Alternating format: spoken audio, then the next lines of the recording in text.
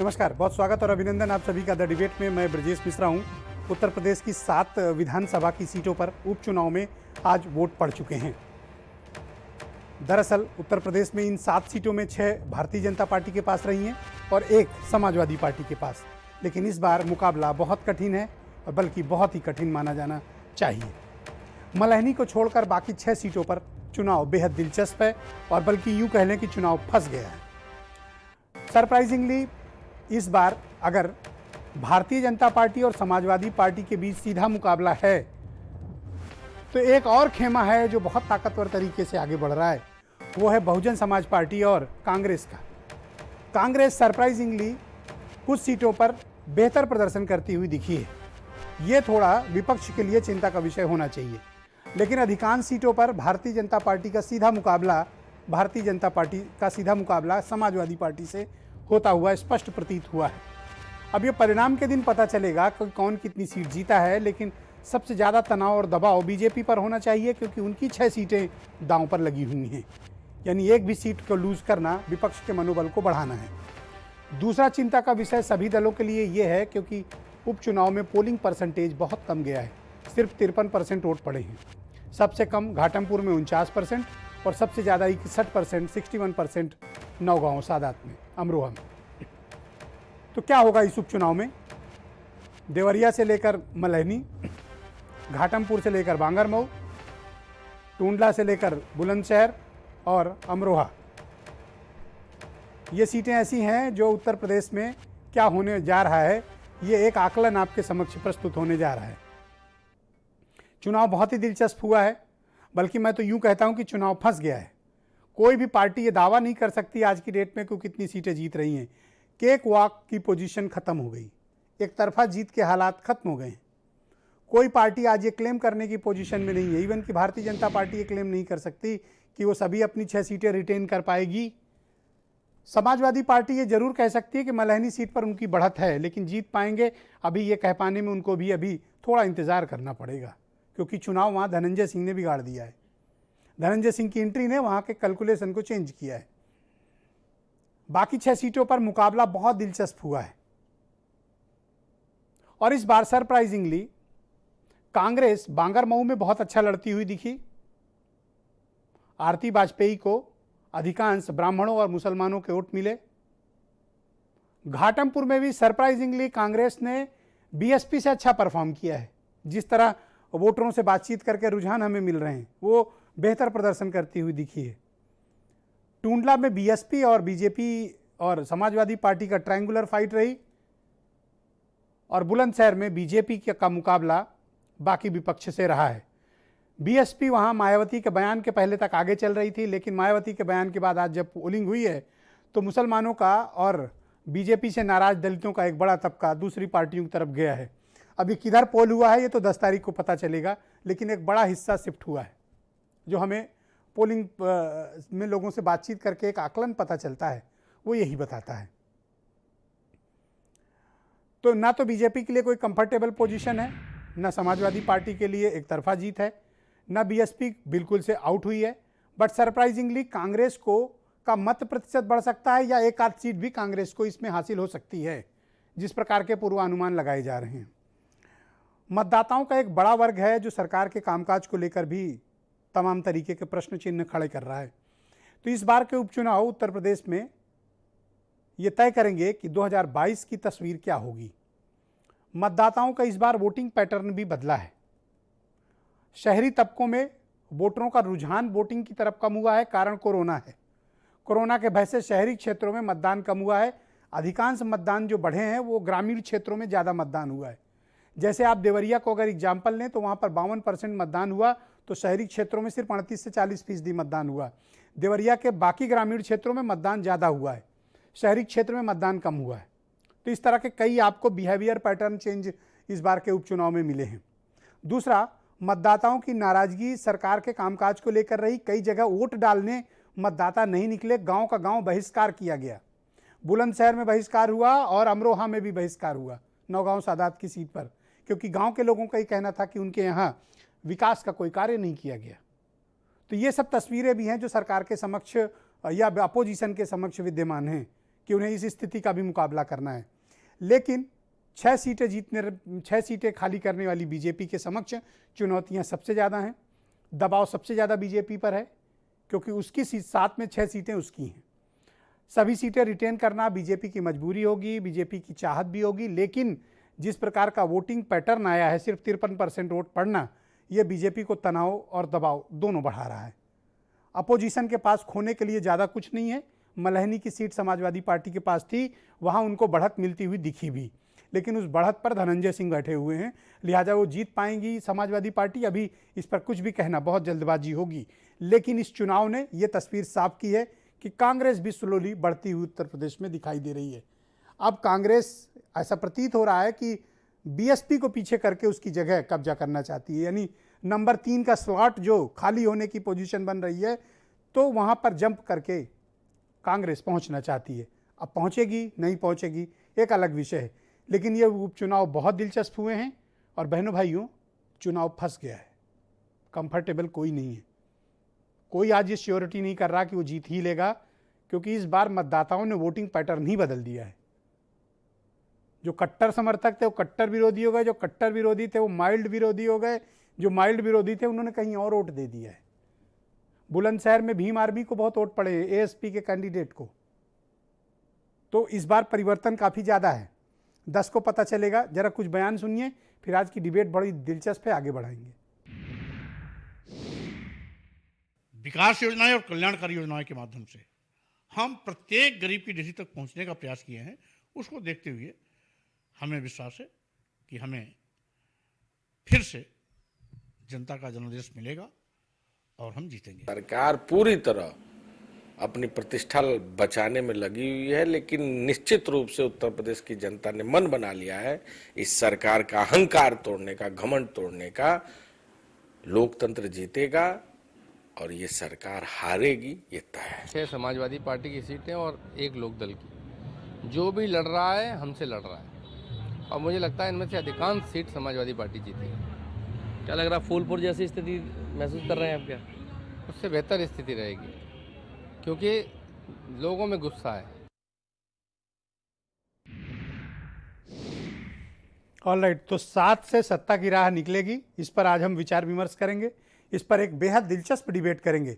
और मैं हमेशा ये कहता हूं कि उत्तर प्रदेश की राजनीति तय करती है देश किधर जाएगा, और उत्तर प्रदेश की राजनीति वैसी बिल्कुल नहीं होती जैसी दूसरे राज्यों की होती है। यहाँ जो दिखता है वो होता नहीं, जो होता है वो दिखता नहीं, और जो दिखता है वो समझ में आता नहीं, और जो एक्चुअल होता है उसकी आशंका किसी को नहीं होती। ये उत्तर प्रदेश है।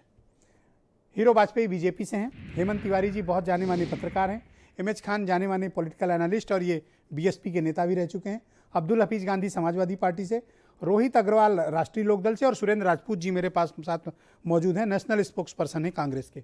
बहुत स्वागत, धन्यवाद आप सभी का। और बीरेन जी भी हमारे साथ इस कार्यक्रम में जुड़ रहे हैं। भाई हीरो वाजपेयी जी, तनाव और दबाव आपको इसलिए होना चाहिए, मैंने ये शब्द इस्तेमाल किया, तनाव और दबाव होना भी चाहिए, स्वाभाविक है। जब कोई एग्जामिनेशन देने जाता है तो तनाव और दबाव में रहता है। सुरेंद्र जी तो बहुत रहते हैं।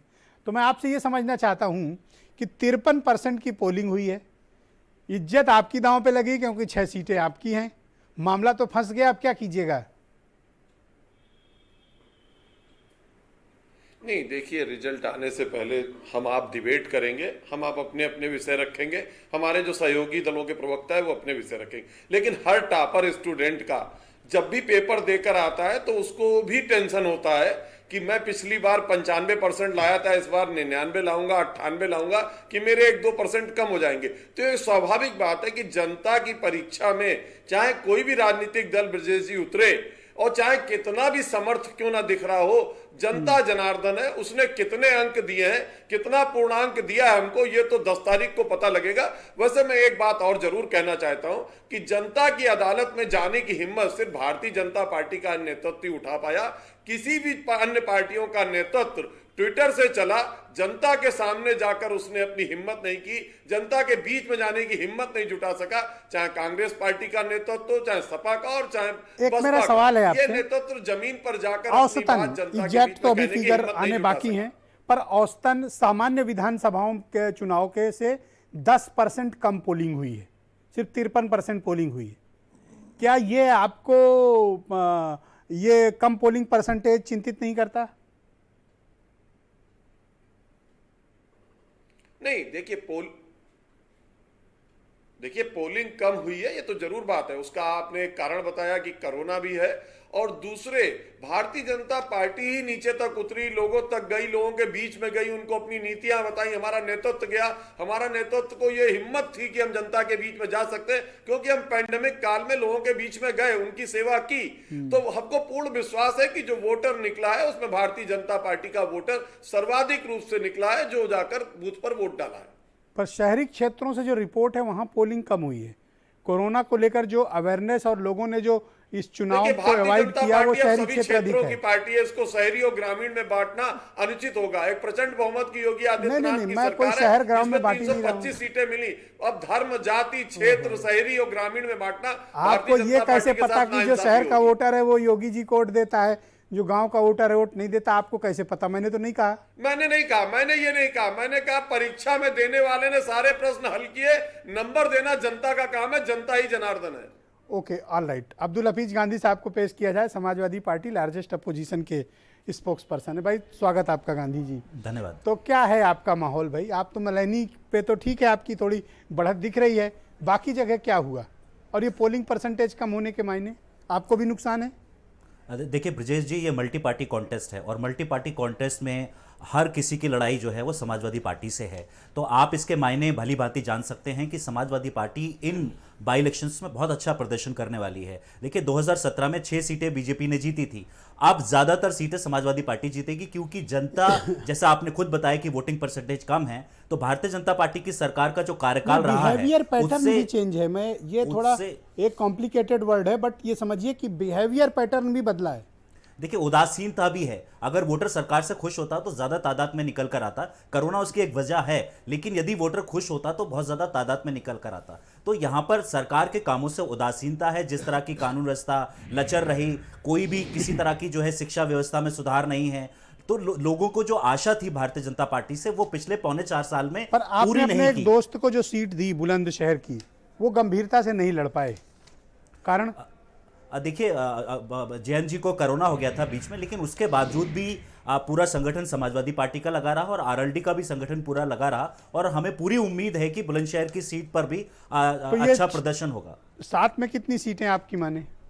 देखिए मैं ऐसे आकलन तो अभी कर नहीं सकता, 10 तारीख को इसका ज्यादा पता लगेगा, लेकिन मैं इतना जरूर कहूंगा कि मैक्सिमम सीटें समाजवादी पार्टी निकालने वाली है। ओके, आज सुरेंद्र राजपूत थोड़ा अकड़ कर बैठे हैं, और अकड़ना भी चाहिए उनको, क्योंकि उनकी पार्टी ने थोड़ा आज बांगर मऊ, घाटमपुर और बुलंदशहर में थोड़ा अच्छी रिपोर्ट उनके यहाँ आई है।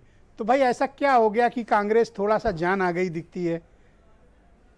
ब्रजेश भाई, पहली चीज़ तो मैं आपको धन्यवाद दूं कि आपने अच्छी बातें कही, कर्णप्रिय बातें आज बहुत दिनों बाद सुनने को मिली हैं। हाँ, लोग थोड़ा सा कांग्रेस के बारे में अच्छी बात कहने में परहेज करते हैं, क्योंकि मेरे पास ग्राउंड रिपोर्ट भाई, जिसकी अच्छी होगी अच्छा कहूँगा, जिसको बुरी होगी बुरे कहूँगा। मैं तो आपसे 2 बातें कहता हूं बहुत स्पष्ट। अभी हीरो वाजपेयी की एक बात से मैं सहमत हूं कि जनता जनार्दन है। सच बात यह है कि जनता अपने मुद्दों को अच्छी तरीके से जानती है, अपनी बातों से वाकिफ़ है, आपके वादों से वाकिफ़ है, आपके इरादों से वाकिफ़ है। और जिस तरीके से जनता के बीच में हमारे प्रदेश नेतृत्व ने, अजय कुमार लल्लू जी के नेतृत्व में जो काम किए हैं, जो लल्लू जी असंख्य बार जेल गए हैं, जिस तरीके से वो जगह जगह पे, नगर नगर, डगर डगर, गांव गांव, पाँव पाँव जो चले हैं, तो वो अपने आप में एक बड़ी मिसाल बना है विपक्ष के लिए और जनता के हितों से जुड़े हुए मुद्दों के लिए। अब आप चाहे बांगर मऊ को ले लीजिए, जातीय राजनीति करने वाली कांग्रेस गांव गांव, डगर डगर, पाँव पाँव की बात कर रही है। सर, हम तो ब्रजेश भाई हमेशा राजनीति गांव गांव, पाँव पाँव की करते हैं, नगर नगर, डगर डगर की ही करते हैं। हमने कभी धर्मांधता की राजनीति नहीं की जिसकी वजह से हम पिछड़ गए, ये अपने आप में सच है। और अब जनता दोबारा से नगर नगर, डगर डगर और गांव गांव, पाँव पाँव पर ही आ रही है। धर्म और जाति को अलग किनारे करके वो वोट देने का प्रयास कर रही है। विकास के नाम पर, मजबूत इरादों के नाम पर, रोजगार के नाम पर, किसानों की आप अपने लिए क्या एक्सपेक्ट करते हैं इस चुनाव में? देखिए, मैं तो आपसे बताऊं ना, ये उपचुनाव है, 7 सीटों का उपचुनाव है, हमारे पास कहीं पर भी कोई सीट नहीं थी। लेकिन मैं आपसे जिम्मेवारी से कह रहा हूं कि हम बहुत अच्छा 7 सीटों पर लड़े हैं, कोई सीट ऐसा, सॉरी 6 सीटों पर, एक सीट हमारी तकनीकी कारणों से पर्चा खारिज हो गया था, बाकी 6 सीटों पर चाहे देवरिया उठा लीजिए, क्या नाम, नौगांव सादात उठा लीजिए, अमरोहा उठा लीजिए, बुलंदशहर उठा लीजिए, घाटमपुर और बांगरमऊ, किसी भी सीट पर आप करिए तो हम चुनाव अच्छा लड़े हैं। बाकी तो जनता को तय करना है, पूर्णांक तो जनता को 10 तारीख को पता चली जाएगा। बैलेट बंद हो चुके हैं इस वक्त, बिना वजह की बात करने से कोई लाभ राष्ट्रीय नहीं लोकदल है। के प्रवक्ता रोहित अग्रवाल मेरे साथ मौजूद है। रोहित, मैं आपसे जानना चाहता हूं कि बुलंदशहर सीट पर आपने गंभीरता क्यों नहीं दिखाई, कारण? नहीं, देखिए ब्रजेश जी, मुझे नहीं लगता कि कहीं से भी बुलंदशहर सीट पे हमने गंभीरता ना दिखाई हो। हमारा पूरा नेतृत्व लगा रहा। हाँ, माननीय जयंत चौधरी जी, जब देखिए सेनापति को अगर कहीं ना कहीं कोई दिक्कत आ गई है तो मतलब सेना का मनोबल तो टूटना स्वाभाविक था। अजीत सिंह जा सकते थे? नहीं, चौधरी साहब गए थे वहां पे। चौधरी साहब ने बुलंदशहर में एक एक बड़ी रैली भी की केवल थी। बस। चौधरी साहब ने एक बड़ी रैली भी की थी जिसमें एक अरे जनसैलाब वो हमने वक्त देखा चला गया जब हाका लगा दिया और राजा आए शिकार कर लिए। नहीं, वो चीज नहीं वो है वक्त ब्रजेश जी। चला गया। जनता हमें प्यार करती है, जनता हमारे नेताओं को प्यार करती है और जनता ने हमारा साथ दिया है। आज वोटिंग पैटर्न भी यही बताता है कि जनता ने हमें साथ दिया है और अब मुझे लगता है कि 10 तारीख को हम जो समाजवादी पार्टी के साथ हमारा गठबंधन है वो ज्यादा से ज्यादा सीटें जीत के आएगा और बीजेपी तो कह बुलंदशहर रही है सीट सभी जीत के 7 आएंगे। सीट जीत लेगी, तब क्या कीजिएगा? हाँ जी, बीजेपी तो कह रही है सभी 7 सीट जीत लेंगे। नहीं, भारतीय जनता पार्टी सत्य से बहुत परे लहर हो है, चुकी बता रहे है। हैं इनकी। भारतीय जनता पार्टी शायद हवा में इस समय जी रही है। उसको जनता का दर्द नहीं दिखता, उसको कानून व्यवस्था योगी जी बर्बाद के जो हो नाम का चुकी है। डंका बज रहा है, बता रहे हैं। ये भारतीय जनता पार्टी झूठ के बुनियाद पे रह रही है। ये अपने नेताओं को, ना तो इनके ग्राउंड के कार्यकर्ता इनको सच बता रहे हैं, ना ये जनता से बहुत दूर हो चुके हैं। ये पूरी तरीके से जनता दूर हो चुके हैं। पूरी तरीके से कानून व्यवस्था त्रस्त है, पूरी तरीके से महिलाओं के ऊपर क्राइम बढ़ा है, कोरोना के अंदर भ्रष्टाचार किया है। ये किस बिहाफ पे बता रहे हैं कि साहब ये जीत रहे हैं? दूसरी चीज विजय जी, इन चुनावों से भारतीय जनता पार्टी को कोई बहुत बड़ा फर्क इसलिए नहीं पड़ने वाला क्योंकि 325 सीटों का एक बड़ा जन समर्थन इनको मिला था, जिसपे ये खरे नहीं उतर पाए। और जनता का भी ये एक काम बनता था कि अभी 1.5 साल इनको और झेलना है, तो ऐसी कंडीशन में इनको जवाब देना जनता का फर्ज था। क्या आपको लगता है कांग्रेस जातीय राजनीति कर रही है? भाई बाकी सीटों पे मजबूरी थी क्योंकि शेड्यूल कास्ट सीट थी, आरक्षित सीट थी, बाकी जगह इन्होंने पंडितों को उतारा और इनके पास कोई कम्युनिटी थी नहीं जो वोट पाती। देखिए, भारतीय जनता पार्टी को तो ये तो विशुद्ध जातीय राजनीति कर रहे हैं ना। पहले आपने देखा 404 सीटों में एक भी मुस्लिम कैंडिडेट को नहीं उतार पाए। आज आपने स्थिति देखी। अरे कांग्रेस का बताओ ना, ये क्यों ऐसा काम कर रहे हैं? नहीं, कांग्रेस तो कहीं पे है ही नहीं धरातल पे। कांग्रेस को तो हम अच्छा, मानते ही नहीं, अच्छा। कहीं पे बची है। कांग्रेस आज की डेट में साफ हो चुकी है। तो सपा, इसीलिए सपा की तरफ, सपा और राष्ट्रीय लोकदल के गठबंधन की तरफ हर व्यक्ति देख रहा है। मतलब कांग्रेस को कहीं मानते नहीं हो? कांग्रेस देखिए आज यूपी में बहुत कमजोर हो चुकी है, ये सत्य है। और ये सुनील राजपूत जी को ये भी पाँव मुझे पाँव लगता है कहीं ना क्या कहीं एक्सेप्ट करना चाहिए। ये पाँव डगर डगर कैसे फिर? ये सब बातें हैं और विजय जी, सच्चाई हमको पता है। और हमारी लड़ाई कांग्रेस से नहीं, हमारी लड़ाई भारतीय जनता पार्टी से, जन विरोधी जो भारतीय जनता पार्टी की नीतियां हैं उससे है। और ओके, डॉक्टर एमएच खान, बहुत स्वागत आपका। Thank you sir. आज का चुनाव बड़ा दिलचस्प रहा और मामला फंस गया है। मलहनी को छोड़ दीजिए तो बाकी 6 सीटों पर मामला फंस गया है। मुकाबला भले ही बीजेपी समाजवादी पार्टी का आमने सामने हो, लेकिन बीएसपी और कांग्रेस ने भी ठीक से बल्लेबाजी की है, इसमें कोई दो राय नहीं है। और विशेष तौर पर बांगरमऊ, घाटमपुर, टूंडला और बुलंदशहर में इन दोनों पार्टियों ने अच्छी बैटिंग की है। जीत हार एक अलग विषय है, पर केक वाक किसी के लिए नहीं है। आज छाती ठोक के हीरो वाजपेयी भी नहीं कह सकते कि सब सीट जीत लेंगे। नहीं, छाती ठोक के तो सभी लोग कह रहे हैं कि हम 7 सीट जीत लेंगे, 6 सीट। अरे वो कह रहे हैं, लेकिन तो उनके बॉडी लैंग्वेज, उनकी जुबान साथ नहीं दे रही ना। हाँ, लेकिन कह रहे हैं ना, वही बात मैं कह रहा हूँ। लेकिन मैं विजय जी दूसरी बात कहता हूँ, अगर 6 सीट भी बीजेपी जीत जाती है और जो परसेंटेज आप वोट है अगर वो घट गया इनका, जो इनको मिला था पहले से, तो भी इनको दिक्कत आएगी।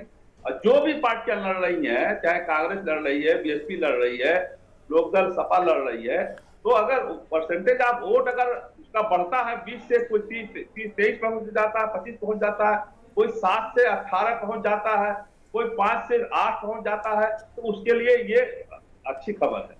अब मैं आपको बता दूं, बांगरमऊ में थोड़ा सा कांग्रेस का पलड़ा भारी है। मैं कह रहा हूं इसलिए भारी है कि वहां मुस्लिम कैंडिडेट पहले जीता था, मुस्लिम कैंडिडेट को वहां टिकट नहीं दिया समाजवादी पार्टी ने, तो वहां से मुस्लिम नाराज है।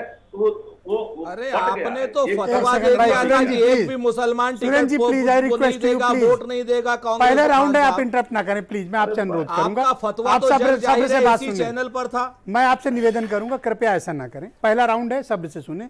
और इतना टॉलरेंस होना चाहिए हम लोगों में। यस खान साहब, go ahead। कौन साहब बोल रहे थे विजय जी? मैं ये समझ नहीं आपके पाया। दोस्त हैं, सुरेंद्र राजपूत नाम है इनका, क्या कर लीजिएगा? तो मैं इनके खिलाफ तो बोल नहीं रहा हूँ, इनका है चिल्ला रहे भाई। ओके आप बोलो। मैं इनके खिलाफ आपके तो बोल फतवे नहीं को रहा। याद नहीं, दिला क्या रहा कर था क्या डॉक्टर लेंगे साहब। आप कर क्या आपके लेंगे फतवे इनका? को याद दिला रहा था, आप कर क्या लेंगे कौन सा इनका? फतवा? जो आपने अभी कौन सा कुछ दिन फतवा पहले बताइए? फतवा दिया था कि कांग्रेस को एक भी मुसलमान वोट नहीं देगा। मैं वही कह रहा हूँ कि देखिए, जहां वो फतवा जारी होगा ना, जब मुसलमान को कोई भी छेड़ेगा तो उसको वोट नहीं करेगा। आज भी मैं वही कह रहा मुसलमान हूँ। को नहीं, आप इस तरह मजाक मत उड़ाइए सुरेन जी, मैं कोई प्लीज। मुल्ला मौलाना- सुरेन जी आप मैं तो कोई ऐसे नहीं थे मुल्ला ना, मौलाना नहीं हूँ जो फतवा दे डिसिप्लिन रहा हूँ। प्लीज। एक आप बात बोले समझ खान साहब, लीजिएगा, खान साहब आप बोले। सुरेश राजपूत जी पहले समझ लीजिए, मैं कोई मुल्ला मौलाना नहीं हूँ जो फतवा दूंगा। मैं भी एक मुसलमान हूँ, इसलिए मैं आपको अपने दर्द की बात बताई थी। अच्छा आप बांगर में कुछ बता रहे थे, आपका बोलिए। परसेंटेज बढ़ता है तो मुझे कुछ नहीं, ठीक है। अगर वाड्रा कांग्रेस का परसेंटेज बढ़ता है, वाड्रा कांग्रेस आगे बढ़ती है, तो मुझे क्या? अपनी जबान को संयम पे रखे। वाड्रा कांग्रेस नाम की कोई चीज नहीं है एमएच खान, जो साहब संयम बताइए, रखिए। यहाँ पे प्रभारी कौन है? यहाँ पर संयम प्रभारी रखिए। कौन है? यहाँ पर कौन प्रभारी है? प्रभारी यहाँ पर कौन प्रियंका जी बताइए? हैं। और नहीं, रही नहीं, बात वाड्रा प्रियंका कांग्रेस गांधी और ये वाड्रा सब है अगर कि आप नहीं? करेंगे वाड्रा एमएच बताइए। खान, तो वाड्रा आप बहुत बताइए बड़ी है कि परेशानी नहीं है? में आएंगे। क्या और कर आप क्या जैसे लोगे? जितने ये नहीं, नहीं, क्या कटमुल्ला धमका क्यों है रहे ना, हो? और ये जितने कट्टरपंथी ताकतें हैं, इन सारी कट्टरपंथी ताकतों को करारा जवाब मिलेगा। खान साहब देखिए, आपको ये डरने की जरूरत नहीं जवाब है। मिलेगा एमएच खान। आपने जो फतवे दिए हैं सब जनता के सामने हैं, और ब्रजेश जी के सामने आपने फतवे दिए हैं, सिंह भी लगाते हैं, राजपूत भी समझे लगाते हैं, आप। बड़ा और ये कुछ जो नहीं है। वाड्रा कांग्रेस अरे और ये समझ क्या जितनी रहे आप हैं? बेहूदगी आप कर रहे बातें करते हैं, रहते हो ये यार। देश का प्रियंका नागरिक गांधी नहीं, देख रहा गाली है। गलौज नहीं, गाली गलौज नहीं। प्रियंका गांधी वाड्रा ये है, देश किसी का पता ये देश का गाली गलौज नागरिक नहीं। देख रहा है जितनी आप बेहूदगी कर रहे हैं। ओके। मैंने कहा ना, जितनी बेहूदगी आप कर रहे हैं देश का नागरिक देख रहा है। एक एक नागरिक देख रहा है एमएच खान साहब, एक एक। आप भारतीय जनता पार्टी के एजेंट हैं, कौन? आप भी और बीएसपी भी। कौन एजेंट है? भारतीय जनता पार्टी के एजेंट हैं एमएच खान और बीएसपी और एमएच खान साहब भारतीय जनता पार्टी के आधिकारिक एजेंट हैं। अरे एजेंट है ये। ये बाकायदा तुम तड़ाक मत करो, तुम तड़ाक मत करिए, तुम तड़ाक मत करो। एमएच खान साहब भारतीय जनता पार्टी के और मायावती जी भारतीय जनता पार्टी की एजेंट हैं। देखिए विजय जी, ये डिबेट ठीक नहीं है। एजेंट है, एजेंट।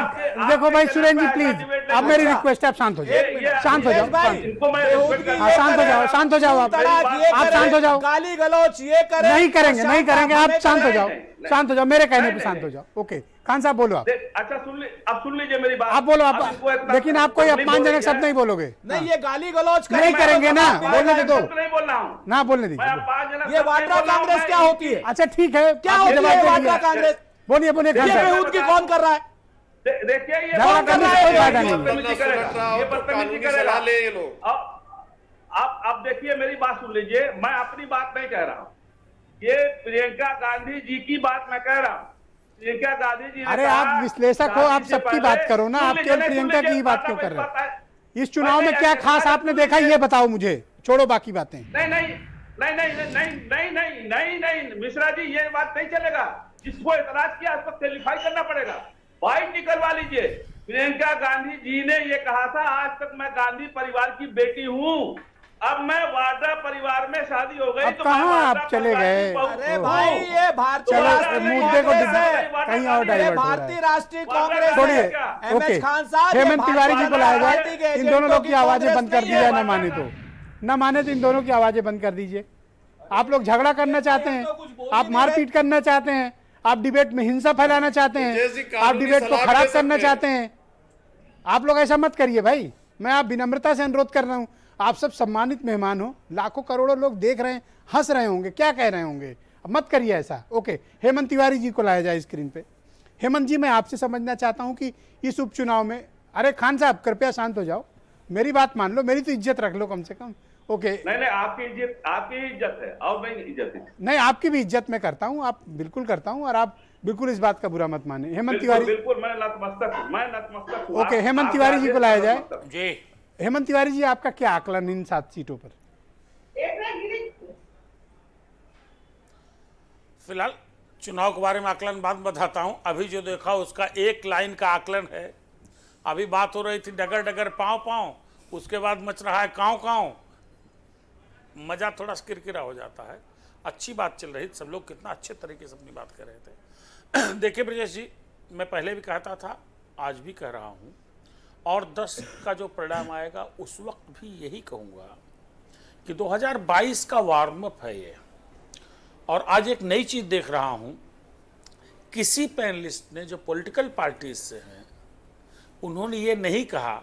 आमतौर पर इस तरह होता है, जब बाई इलेक्शंस होते हैं, हम लोग डिस्कशन करने बैठते हैं तो लोग कहते हैं कि बाई इलेक्शंस तो सत्तारूढ़ पार्टी के होते हैं, जिसकी सत्ता उसके, जब भाजपा अपोजिशन में होती है तो सपा के लिए बोलती है, और जब सपा अपोजिशन में होती है तो भाजपा के लिए बोलती है। लेकिन आज एक नई चीज़ देख रहा हूँ, किसी ने नहीं कहा।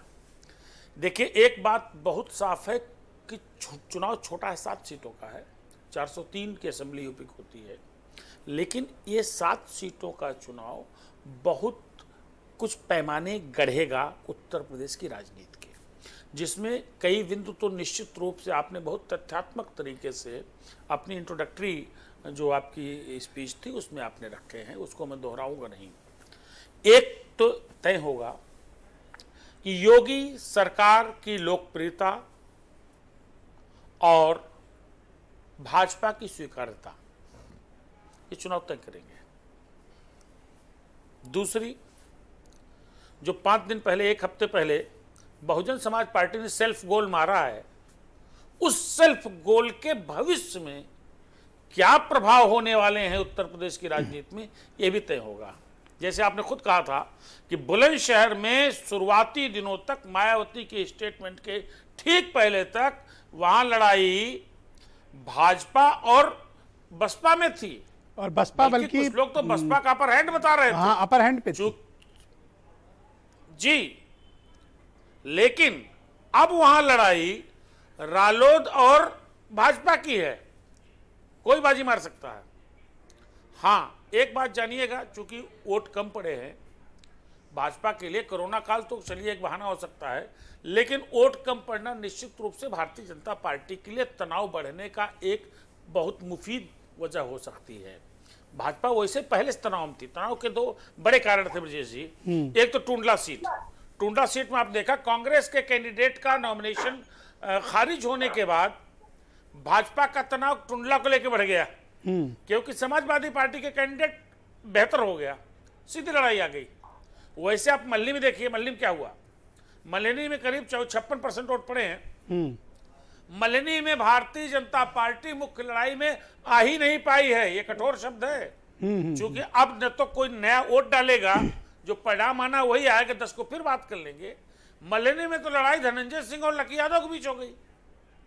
तो एक तनाव कि मल्लिनी में निर्दलीय उम्मीदवार धनंजय सिंह का मुख्य लड़ाई में रहना, टुंडला में कांग्रेस कैंडिडेट का नॉमिनेशन खारिज होना, देवरिया में दिवंगत विधायक के सुपुत्र का भारतीय जनता पार्टी के विरोध में खुल के निकलना, सरकार से नाराजगी की कुछ वजहें आपने बताई, सरकार से कुछ नाराजगी, ये सारे बिंदु जो है भारतीय जनता पार्टी को कहीं न कहीं देवरिया में शहर में वोट कम पड़े हैं हेमंत जी, से लेके 10 दिसंबर, और विशेष तौर पर जो जन्मेजय सिंह का इलाका है, यहाँ पर जहाँ वो उनका घर के आसपास के इलाके हैं, वहाँ पर असामान्य रूप से पोलिंग परसेंटेज बढ़ा है, उनके सुपुत्र चुनाव लड़ रहे हैं, तो लोग ये मान रहे हैं कि वोट काफी कटा है बीजेपी का। नहीं, उसमें कई चीजें हैं। मैं भारतीय जनता पार्टी की चिंता इसी, देखिए 7 में कह रहा हूं, 7 सीट से क्या फर्क पड़ने वाला है, जिस भारतीय जनता पार्टी को परसेप्शन से फर्क पड़ता है ना, परसेप्शन मैटर्स, मतलब बम्पर मेजॉरिटी। तो निश्चित रूप से आपने 3.5 साल में क्या किया है, आपको लोग कैसे ले रहे हैं, और सबसे बड़ी बात मैं फिर कहूंगा, ये नरेंद्र मोदी का इलेक्शन नहीं था, ये योगी आदित्यनाथ के चेहरे का इलेक्शन था, और हर जगह गए हैं। तो निश्चित रूप से अगर जीते तो योगी आदित्यनाथ पर मुहर मजबूत लगेगी, और बड़े नेता होंगे, और सुनिश्चित रूप से उन्हीं के नेतृत्व भारतीय जनता पार्टी 2022 मैदान में उतरेगी। अगर कुछ गड़बड़ होता तो निश्चित रूप से। तो हेमंत जी, मुख्य मुकाबला किसके किसके बीच था इस बार बाई इलेक्शन में? मुख्य मुकाबले में कौन कौन था? देखिए, मेरा बहुत स्पष्ट मानना है कि ये मुकाबला 2022 की तस्वीर पेश करता है। 2022 में जो होने जा रहा है वही इन उपचुनावों में हुआ है।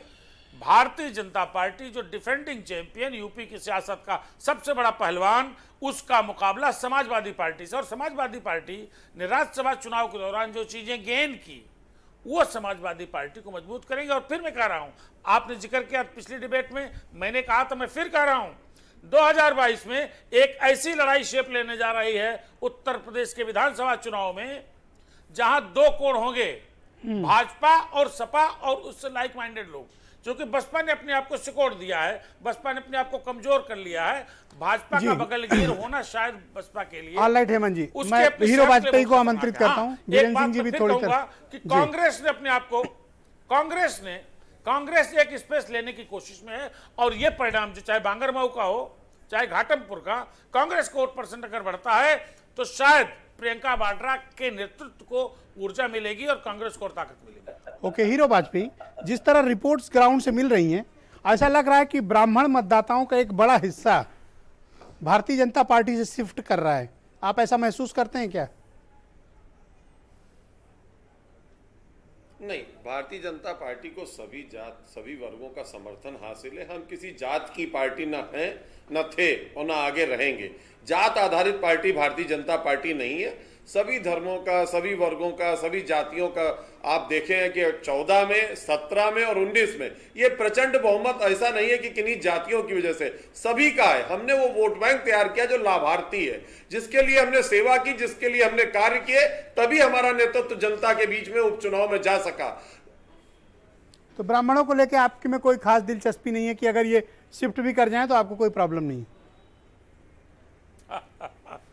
नहीं, देखिए ऐसा कैसे, ऐसा मैंने कहा ना, जब सभी आपने वर्गों का कहा वोट कि हमें लेना फर्क है नहीं तो पड़ता, जनता हम तो लाभार्थी तैयार कर रहे हैं। खान साहब यही तो कहा ना इन्होंने, हर आदमी से निवेदन करना है वोट डालने के लिए।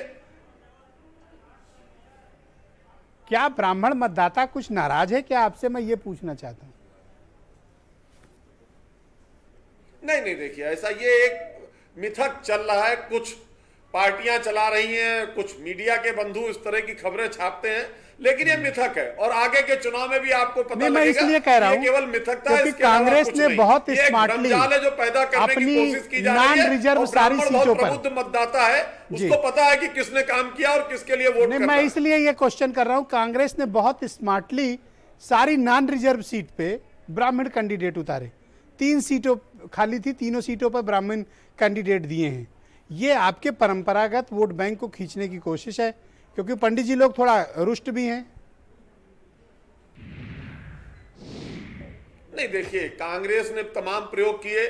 पहले 2 युवाओं का साथ है, हाथ भी टूटा, साइकिल का हैंडल भी टूट गया, तो इसलिए ये सब प्रयोग से काम नहीं चलेगा। जब आपके पास ना लीडरशिप उतरने को तैयार है और ना कैडर है, थैंक यू, तो आप कहाँ आएंगे जनता में? कभी आप इसकी बैसाखी पे, कभी आप उसकी वीरेंद्र जी को लाया जाए स्क्रीन पे। Thank you. जाति का या एक व्यक्ति को वो आप टिकट देने से नहीं कुछ कर सकते। जो जनता के बीच में जाएगा वोट उसी को मिलेगा, जिसने काम किया होगा, जनता का आशीर्वाद उसी को मिलेगा। ऑलराइट, वीरेंद्र जी भी आ गए स्क्रीन पे। पहले तो वीरेंद्र जी का आज जन्मदिन है, उनको बहुत बहुत शुभकामनाएं और बहुत बहुत बधाई वीरेंद्र जी को उनके जन्मदिन पर। मेरी तरफ से भी वीरेंद्र जी और को हम सब कामना करते हैं कि वीरेंद्र जी इसी तरह आम आदमी की आवाज बने रहें, अंत्योदय पे यानी समाज के अंतिम पायदान पर मौजूद व्यक्ति की आवाज वीरेंद्र जी बने, हम सबकी अभिलाषा है और उनको शुभकामनाएं। वीरेंद्र जी, अब आप बताइए कि इस उपचुनाव में क्या माहौल है?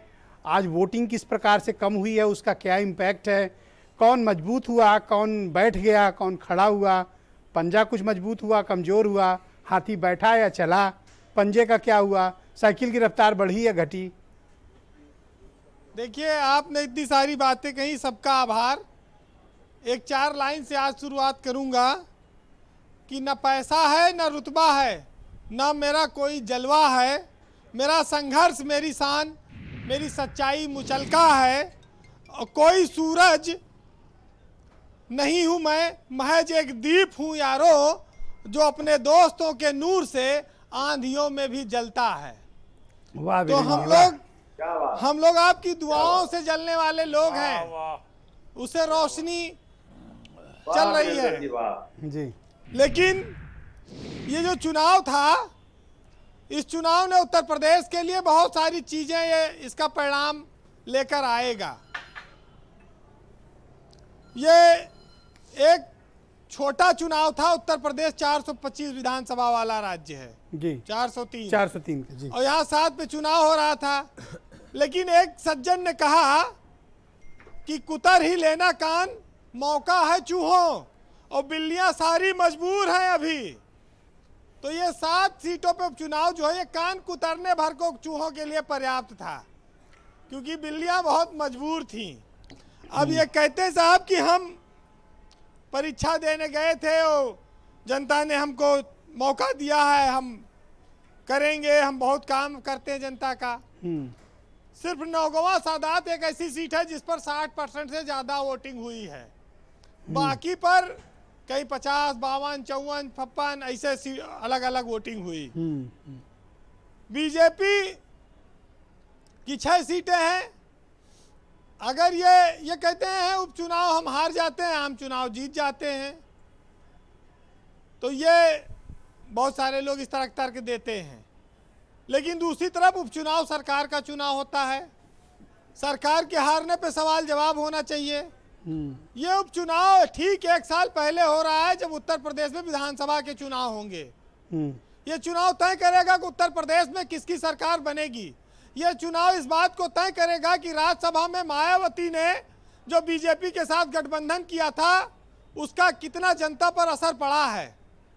ये चुनाव इस बात को तय करेगा कि उत्तर प्रदेश में और देश में जो लॉकडाउन हुआ, जो लोगों की नौकरियां गई, जो बच्चों को स्कूल फीस माँ बाप को देनी पड़ रही है, उसका कितना असर है। बीजेपी सरकार जब सत्ता में नहीं आई थी तो उसने कहा था हम स्कूलों की मनमानी फीस पर नियंत्रण करेंगे, प्राइवेट स्कूलों पर। इन्होंने कोई नियंत्रण किया? कोई फीस घटाई? रोजगार बिहार से लेकर उत्तर प्रदेश तक मुद्दा है। ये 6 सीट इनकी थी, 1 विपक्ष की है। ये अपन 6 बचा लें बहुत बड़ी बात है। ये दूसरे क्या छीनेंगे अब? जो छल कपट से जो हिम्मत नहीं कर पाया 23 विधायक होने के बाद राज्यसभा में अपना प्रत्याशी लड़ा दे ब्रजेश जी, जिसको मायावती के बैसाखी की जरूरत पड़ी, जो चुनाव नहीं लड़ने की हिम्मत कर पाया, पता नहीं विधायकों का मैनेजमेंट हो पाएगा कि नहीं। और विधायक नाराज भी हैं, बदला ले लेंगे, कहीं दगा न कर जाएं। और विजय मिश्रा अब की जेल में चले गए, मुख्तार अंसारी आएंगे नहीं, राजा भैया इनको वोट देंगे नहीं, तो ये कहां से चुनाव जीतते। तो राज्यसभा में ये अपनी जान बचाए हैं ये। लेकिन हमारे यहाँ अच्छा, मैं तो मान रहा था कि मतलब कि गुड जेस्चर दिखाया है आपने, तो बढ़िया बात कही कि जान बचाई है इन्होंने। ये अपनी जान बचाए हैं, ये समझ लीजिए कि फेस सेविंग हुई है उत्तर प्रदेश में। अगर आपके पास वोटिंग हो जाती तो विधायक लोग नचा देते अब की। अरे भाई, जब कार्यकर्ता ने नचा दिया, कार्यकर्ता नहीं निकल रहा है, जब वो निराश है। आप देखिएगा अभी जब चुनाव परिणाम आएंगे कि बीजेपी के कार्यकर्ता को जब थानेदार और सिपाही कुछ समझते ही नहीं तो वो किस मुंह से निकलेगा। हाँ, बता रहे थे कुर्ता उर्ता फाड़ देता है, सिपाही मारता। अरे अलीगढ़ में राजकुमार विधायक का कुर्ता फटा और इन्होंने संत कबीर नगर में जूता चला। देवरिया में विधायक के परिवार का बेटा रो रहा था जिसको टिकट नहीं दिया इन्होंने, वो दूसरी पार्टी से लड़े, राजभर की पार्टी से। और टूंडला में और घाटमपुर में दिवंगत मंत्री कमला रानी के परिवार को भी इन्होंने नहीं दिया टिकट। बहुत सारी चीज। अब ये कह रहे साहब हम परीक्षा में गए हैं और हम जनता के बीच रहे हैं, हमने कॉपी फुल भर दी है, हमें अच्छा नंबर मिलेगा। एक बार मुरली मनोहर जोशी पूछा गया कि भाई सरकार के 5 साल पूरे हो गए, आप 10 में से कई नंबर दोगे सरकार को। तो जोशी जी ने कहा जब कॉपी में कुछ लिखे हुए तब तो नंबर दें, जब कॉपी शादी है तब नंबर कहाँ दे दें। तो ये सच्चाई है। ये लोग चाहे जितना बात करें। देखिए, हमारे अमेरिका का राष्ट्रपति 2 चुनाव जीता, उसके बाद आज नौकरी कर रहा है। हमारे यहाँ विधायक का चुनाव मतलब मोटी माल कमाना, रकम कमाना, गाड़ी घोड़ा ऐश आराम, जिंदगी भर की व्यवस्था। यहाँ तो सरपंच एक बार जीत जाते तो 5 पुश्ते बैठ के खाती हैं। तो चुनाव जनता भी जान रही है क्या होगा। लेकिन ब्रजेश जी, खुशी इस बात की है कि हमारे यहाँ 3 तरह के लोग हैं। एक वर्ग ऐसा है जो रोज मोदी और योगी को कोसता है, एक वर्ग ऐसा है जो राहुल को और अखिलेश यादव को कोसता है। इन दोनों के अलावा एक तीसरा वर्ग है जो शाम को चुपचाप 180 ml लेके मस्त हो जाता है, शांतिपूर्वक सो जाता है। एक सर्वेक्षण में पाया गया है कि सबसे ज्यादा सुखी आदमी यही है और चुनाव में सबसे अच्छे दिन इन्हीं के रहते हैं। तो आज से इनके सामने थोड़ा संकट खड़ा होगा और इस 180 ml के भरोसे लॉकडाउन में सरकार भी खूब रही है, कोई जनता ही नहीं है, उम्मीदवार ही नहीं रहे हैं। लेकिन तो तनाव दबाव आप ये मानते हैं कि बीजेपी की तरफ ज्यादा है क्योंकि 10% कम पोलिंग हुई है औसतन? देखिए, पोलिंग बहुत कम हुई है, मुसलमान मायावती के बयान से छटक गया है। ये मलहानी में तीसरे नंबर चौथे नंबर पे जाएगी बीजेपी, इसका पता नहीं है। नौगवा सादात में ये अच्छा लड़े हैं, उसके अलावा देवरिया में बहुत बुरी तरह फंसे, घाटमपुर हो और चाहे आपका बांगरमऊ हो, तमाम सीटों पर बीजेपी फंसी हुई है। और ये अगर अपनी सीट नहीं बचा पाए तो ये ईवीएम को भी दोष नहीं दे सकते। एक साल बाद चुनाव भी है और इन्होंने पूरे विधायक मंत्री सबकी ड्यूटी लगी थी। ये कांग्रेस ने कुछ ब्राह्मणों को उतारा था, इसका कोई लाभ हो है या मतलब ऐसे ही है? भाई, चुनाव में मंत्रियों विधायकों की ड्यूटी लगाई जाती है, कुछ मजबूरी में जाते हैं, कुछ पार्टी काम करने के लिए जाते हैं। अब देखिए, इस देश में चुनाव तो पैसे से लड़ा जाता है, हर कोई जानता है, और पैसा किसके पास है, किस पार्टी के पास है। लेकिन जनता की ताकत के आगे लोकतंत्र में सब बेकार है। अब जनता तय करेगी। उत्तर प्रदेश में दलितों के साथ, ब्राह्मणों के साथ जो अत्याचार अन्याय हो रहा है, उस पर भी बीजेपी वोट लेगी। नौकरी आपने तो खुलकर कह दिया, हेमंत जी तो खुलकर कहते भी कमी नहीं आएगी और वोट पूरा चाहिए। वाह भाई, हैं जी। चलिए 4 लाइन कहूंगा। जो जनता के दिल में बैठा है उसको समझने की जरूरत है जी। सरकार में अहंकार से नहीं, प्यार से काम लेना पड़ेगा। आप गांव गरीब के अंतिम व्यक्ति के खाते में सीधे पैसा पहुंचाते हैं, बहुत अच्छी बात है। आप कहते हैं कि 15 पैसा 1 रुपया चलता था, 15 पैसा पहुंचता था, हमने खत्म कर दिया। सिर्फ इस व्यवस्था से क्या सारी चीजें सुधर जाएंगी? महंगाई पे कंट्रोल हो जाएगा। आज सब्जी महंगी है, दाल रोटी महंगी है, प्याज, नीतीश कुमार के ऊपर तो प्याज फेंक रहे हैं बिहार में लोग, वहां तो सर फूटने की नौबत है। अब यूपी में हालांकि ऐसा कोई हादसा नहीं है। 4 लाइनें कहूंगा ब्रजेश जी, लोग अपनी अपनी गणित लगावें, अपने अपने जीत का दावा करें, बुरा नहीं है। कोई झूठों की टोली में, कोई महफिल में बैठा है और कोई दौलत के मद में ख्वाबों की झिलमिल में बैठा है, और वो करके पैतरेबाजी है खुश कि फिर जीत जाएंगे, और पता उसको नहीं है कि क्या हमारे शहर के वोटरों के दिल में बैठा है। बहुत बहुत शुक्रिया वीरेंद्र जी, बहुत बहुत धन्यवाद आपका। अब्दुल हफीज गांधी जी, मैं आपसे समझना चाहता हूँ, वोटिंग परसेंटेज कम हुआ है, नुकसान तो आपको भी होगा, कोई ऐसा तो है नहीं कि सिर्फ बीजेपी या बीएसपी कांग्रेस को नुकसान होगा। कम वोटिंग में आपको भी तो नुकसान होगा ना, कि कम वोटिंग क्यों हुई? देखिए, जैसा आपने कहा कि कुछ वजह कोरोना की है, कुछ जो है सरकार के प्रति उदासीनता वोटर्स में है, लेकिन जिस तरह से हम लोगों ने अपने बूथ मैनेजमेंट किया, जिस तरह से पार्टी का संगठन मजबूत किया, और पहले से हम लोग तैयारी कर रहे थे इन सभी सीटों पर, तो इसको सोचकर ये कहा जा सकता है कि हम 7 सीटों पर अच्छा प्रदर्शन करेंगे। एक पर आरएलडी है, बाकी सीटों पर हम हैं। और जैसे मैंने पहले भी कहा कि जो मल्टी पार्टी कॉर्नर जो कॉन्टेस्ट है, उसकी सबकी लड़ाई जो है वो समाजवादी पार्टी से है, और हम जितना भी गेन करेंगे उतना ही अच्छा है। माननीय अखिलेश यादव जी ने कहा है कि ये 7 सीटें आगे 2022 का दिशा और जो है दशा का निर्धारण करेंगे, और इसलिए ये इलेक्शन हमारे लिए बहुत महत्वपूर्ण था। हाँ, हालांकि वोटर्स कम आए हैं, तो मैं समझता हूं कि सरकार को ज्यादा चिंता होनी चाहिए, क्योंकि बार बार ये पॉलिटिकल एनालिस्ट कहते हैं आप अपने मुद्दे रखने के बजाय आप ये जनता को ज्यादा बताने की कोशिश करते रहे कि बीएसपी बीजेपी नजदीक हैं। आपने ऐसा क्यों किया? अगर आपके पास मुद्दे थे, नेतृत्व था, आपके पास विचार था, पॉलिसी थी, तो आप उस पर लड़ते। आप बीएसपी पे चद्दर डाल के चुनाव लड़ रहे थे। नहीं ब्रजेश जी, ये तो बिल्कुल अंत की बात है। आप ये देखिए कुछ दिन पहले की अंत बात में है, ही तो लेकिन खेल उससे होता है पहले- भाई साहब। लेकिन उससे पहले तो हम पूरी मेहनत कर रहे थे, जनता के बीच जा रहे थे, रोजगार, शिक्षा, सड़क, पानी, बिजली, इन सभी मुद्दों पर हम लोग बात कर रहे थे। ऐसा नहीं है। अभी देखिए कि हम लोगों ने जो प्रवासी मजदूरों के जो पैर के छाले थे, जो उन लोगों पर जिस तरह से लाठीचार्ज किया गया, उन लोगों का कोई भी अरेंजमेंट नहीं किया गया, उनके जॉब्स छीने गए और मनरेगा के नाम पर उनको बेवकूफ बनाने की बात की गई। तो सारे मुद्दे लेकर हम जनता के बीच थे।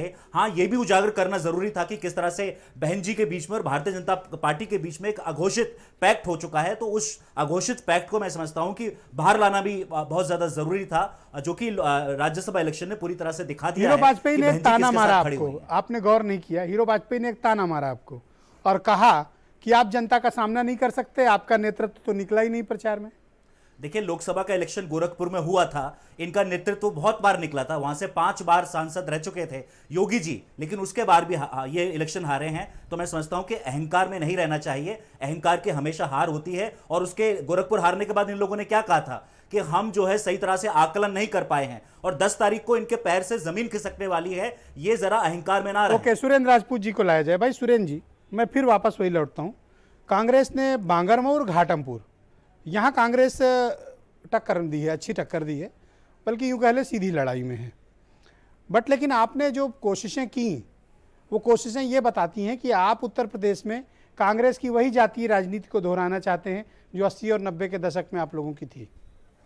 देखिए, अगर राजनीति 80 और 90 के दशक की अच्छी आप वही प्रयोग करना चाहते हैं। ब्रजेश भाई, मैंने वही बात आपसे कह रहा हूं। अगर 80 और 90 के दशक के बीच में भारत ने और उत्तर प्रदेश ने तरक्की की है, 80 और 90 के दशक के बीच की ही CHC और primary school, primary health centre, community health centre और प्राइमरी स्कूल और इंटरमीडिएट कॉलेज और यूनिवर्सिटीज अगर उत्तर प्रदेश में हैं और उसी दशक में कांग्रेस के जरिए ही उत्तर प्रदेश ने तरक्की की है, तो आज की डेट में अगर हम वो प्रयोग दोहराना चाहते हैं तो क्या बुरा है? आप हमें बताइए। ये जो 7 सीटें हैं, 7 सीटें पूरा चुनाव तो है नहीं। इन 7 सीटों पर तो गवर्नमेंट के खिलाफ जो चीजें हैं, गवर्नमेंट ने जो चीजें जन विरोधी की है, उन पर ही बताया जाएगा। अपनी नीतियां तो बता ही नहीं जा सकती। एक ही जाति के 3 प्रत्याशी क्यों उतारे आप? जी, एक जाति के 3 प्रत्याशी क्यों दिए? योग्यता का वो था। आप अगर योग्य केवल एक ही जाति में नहीं, बात वो नहीं है। बात ये है कि उस क्षेत्र के जो लोकल प्रत्याशिता थी, हमने सारे के सारे प्रत्याशी लोकल उतारे हैं। हमने देवरिया में देवरिया का प्रत्याशी उतारा है। बात को मानने में क्या आपको बुराई लगती है कि हाँ, अगर कोई पर्टिकुलर कम्युनिटी नाराज है तो आप उनके लोगों को हवा दे रहे हैं? नहीं, कोई बुराई है इसको मानने में? मैंने तो आपसे पहले कहा 80 और 90 के दशक की राजनीति ने अगर उत्तर प्रदेश को तरक्की बख्शी है तो उसमें दिक्कत क्या है? और दूसरी बात, सारे हमारे मैं इसलिए कह रहा हूं क्योंकि मैं ये स्टैब्लिश करना चाहता हूं कि आपके पास कोई मुद्दे नहीं है, नहीं। आप जाति का कार्ड खेल रहे हैं। आप बुरा मत मानिएगा सुरेंद्र जी। ब्रजेश जी, इसका जवाब आवश्यक है। मैं आपको बताऊं कि जाति के कार्ड को अगर आप अलग करेंगे और ये देखेंगे कि हमने योग्यता का कार्ड खेला, साथ में उत्तर प्रदेश के उपचुनाव में मुद्दे नहीं होंगे। उत्तर प्रदेश के उपचुनाव में तो जनता का एक रोष होगा भारतीय जनता पार्टी की सरकार के खिलाफ, चाहे वो हाथरस की घटना हो, चाहे वो लखीमपुर की घटना हो, चाहे वो कानपुर की घटना हो, चाहे कोई अपहरण हो। पर ये तो अभी हीरो वाजपेयी को सुना ना, वो कह रहे हो जातीय राजनीति पर विश्वास ही नहीं करते हैं। उन्होंने एक नया वर्ग तैयार किया, लाभार्थी। हाँ, वो तो असल जाति है, उस पे उनका कोई ये बात हीरो वाजपेयी ने बिल्कुल सही की कि वो जाति की राजनीति पर नहीं, वो धर्मांधता की राजनीति पर भरोसा करते हैं। वो हिंदू और मुसलमान सांप्रदायिक वैमनस्य की राजनीति पर भरोसा करते हैं। वो देश को तोड़ने की ताकतों पर भरोसा करते हैं। वो समाज को जोड़ने की ताकतों पर भरोसा नहीं करते। डॉक्टर एमएच खान को लाया जाए। डॉक्टर एमएच खान, मैं आपसे जानना चाहता हूं कि इस बार के चुनाव में, उपचुनाव में आपने क्या दिलचस्प तथ्य देखे? कौन सी पार्टी को ज्यादा लोगों का सपोर्ट मिलता हुआ दिख रहा है और इस वक्त ग्राउंड में क्या हालात हैं? जनता के बीच मुद्दे क्या हैं? जनता के बीच में मिश्रा जी, तो पहले भी मैंने कहा कि मुद्दे तो बहुत हैं और सभी पार्टियां अपने अपने आप को जीतने के कगार पर बता रही हैं। लेकिन सवाल इस बात का है, आज ईवीएम में सारे लोगों का वोट बंद हो गया है। न हम जान रहे हैं, न आप जान रहे हैं, कोई जान रहा है क्या हो रहा क्या नहीं। लेकिन भ्रष्टाचार का मुद्दा या दलितों पर अत्याचार का मुद्दा या ब्राह्मणों पर हत्याओं का मुद्दा, ये अगर चलता है तो सब जो है तो मेरे ख्याल से बड़ा दिक्कत आ जाएगी। ये तो ब्राह्मणों पर अत्याचार का कोई मुद्दा है? बिल्कुल है साहब, बहुत बड़ा अत्याचार हुआ ब्राह्मणों के साथ, दलितों के साथ। आपने देखिए एक डिबेट किया था कि लालगंज रायबरेली में एक रिक्शे वाले को अखिलेश जी, बहन जी ने कहा ले जाके मारा गया। अखिलेश यादव ने फोन नहीं उठाया सतीश मिश्रा का। अरे फोन ना उठाना कोई बेइज्जती थोड़ी होती है। अरे भाई बात आप कितनी बार मेरा फोन नहीं उठाते हो तो क्या मैं बेइज्जती मान लूं? लेकिन बहन जी ने तो कहा है, एमएच खान साहब से पूछ लीजिए। ओके ओके, बोलने दीजिए। खान साहब बोलिए आप। आपने खुद डिबेट रखा था कि लालगंज में एक रिक्शे वाले को ले आके थाने में मारा और इतना मारा कि वो मर गया। थाने में कोई कार्रवाई नहीं हुई। जैसी आपने इतना बड़ा डिबेट रखा था, लेकिन कोई लाइन हाजिर, कोई सस्पेंड नहीं हुआ। तो अत्याचार तो बढ़े हैं, लॉ एंड ऑर्डर तो बिगड़ा है। या आप कह लीजिए कि अगर हीरो वाजपेयी को बुरा लग रहा है तो मैं कह देता हूँ पुलिस का एक बाल घटा है, पुलिस का एक बाल खत्म हो गया है, पुलिस का एक बाल रहा ही नहीं है। कहीं क्या नाम है, जनता को मारती है, कहीं किसी को पीटती है, कहीं जनता नेताजी उनको पीटते हैं, कहीं उनको पीटते हैं। ये किसी के हाथ में रहा। अच्छा, एक चीज और आप बताइए, आप तो बड़े जानकार व्यक्ति हैं, मतलब आप ज्यादा बेहतर बता पाओ, कुछ जातीय विद्वेष ज्यादा बढ़ा है क्या इन दिनों उत्तर प्रदेश में? बिल्कुल बढ़ा है, बिल्कुल बढ़ा, बहुत ज्यादा बढ़ गया है, बिल्कुल बढ़ा है, बहुत ज्यादा बढ़ा है। अब देखिए, मैं यही कह रहा था, अभी तिवारी जी भी कह रहे थे, देखिए गोरखपुर का एक बाई इलेक्शन था जो योगी जी के नेतृत्व में लड़ा गया था, जो वो चुनाव हार गए थे। अब ये दूसरा इलेक्शन है जो योगी जी के नेतृत्व में चुनाव लड़ा जा रहा है। जो पहले 2017 में चुनाव लड़ा गया था, वो मोदी जी के नेतृत्व में चुनाव लड़ा गया था, तब उसमें 300 इतने एमएलए जीत के आए थे। उसके बाद में 2019 का इस्तीफा कराया गया। अब एक मेयर जी उनसे संपर्क हमारा टूट गया है। 2019 में तो योगी जी के नेतृत्व में हमने लोकसभा लड़ा और प्रचंड बहुमत पाया उत्तर प्रदेश में। अरे मोदी जी के नाम पे लड़ा था वाजपेयी जी। हीरो भाई, ये मोदी जी को ओके, एक सेकंड शांत रहिए आप। योगी जी सवाल मेरे को करना है, मेरे को करना है। ओके, रोहित अग्रवाल, मैं आपसे जानना चाहता हूँ कि आपको क्या लगता है किन मुद्दों के आधार पर जनता ने वोट किया है? नहीं, देखिए, अब जनता थक चुकी है। ये धर्म के नाम पे वोट पोलराइज करते हैं, ये हिंदू मुसलमान पाकिस्तान इसके नाम पे ये वोट पोलराइज करते हैं। चुनाव से ठीक पहले इनको लव जिहाद याद आ जाता है। वो तो लाभार्थी कह रहे हैं इकट्ठा है उनके। लाभार्थी, जब भारतीय जनता पार्टी को रिजल्ट आएगा 2022 का, तो इनको दिखाई पड़ेगा खाली जो भारतीय जनता पार्टी के जो कार्यकर्ता और नेता हैं वही लाभार्थी हैं, उसके अलावा जनता तो लाभार्थी नहीं है। जनता तो पूरी तरीके से त्रस्त हो चुकी है भारतीय जनता पार्टी से। जनता ने जो विश्वास इनके ऊपर जताया था, वो विश्वास पूरी तरीके से। Hemant Tiwari ji, final word sir, final word. Hemant ji बताएं, इस बार के चुनाव में आप क्या मानते हैं, क्या तथ्य सामने आएंगे? छोटे हैं, फिर कह रहा हूं, मैं पहले कह चुका हूं, फिर कह रहा हूं कि ये इन छोटे चुनावों के, खाली 7 सीटों के चुनाव के बहुत गहरे अर्थ होंगे। अब कितना खुल के कहूं, मैंने कहा कि चीफ मिनिस्टर की लोकप्रियता सुनिश्चित होगी।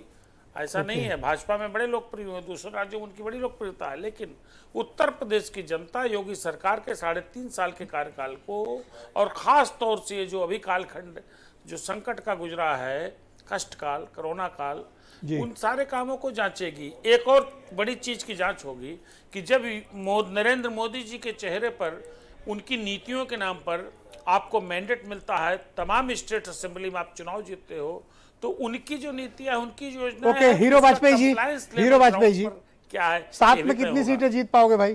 क्लैरिटी दो थोड़ा। 6 की 6 रिटेन करेंगे और चौथी में जोर से लड़ रहे हैं, 7वीं पर जोर से लड़ रहे हैं। ऑलराइट, बहुत बहुत शुक्रिया, धन्यवाद। और आप सभी का भी बहनों भाइयों बहुत बहुत शुक्रिया और बहुत बहुत धन्यवाद इस कार्यक्रम को देखने के लिए। बहुत बहुत शुक्रिया, नमस्कार, थैंक यू।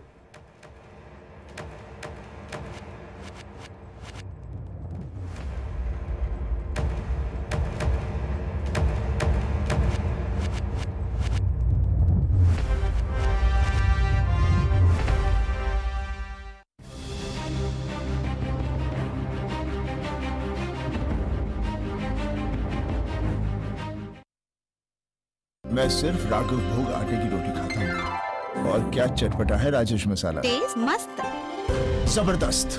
ट्राई करिए राजेश राघव भोग चक्की आटा।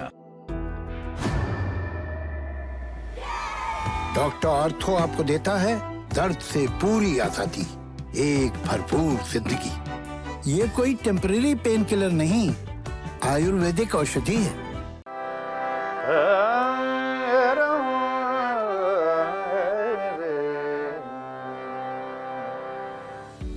घंटों रियाज करना पड़ता है। एक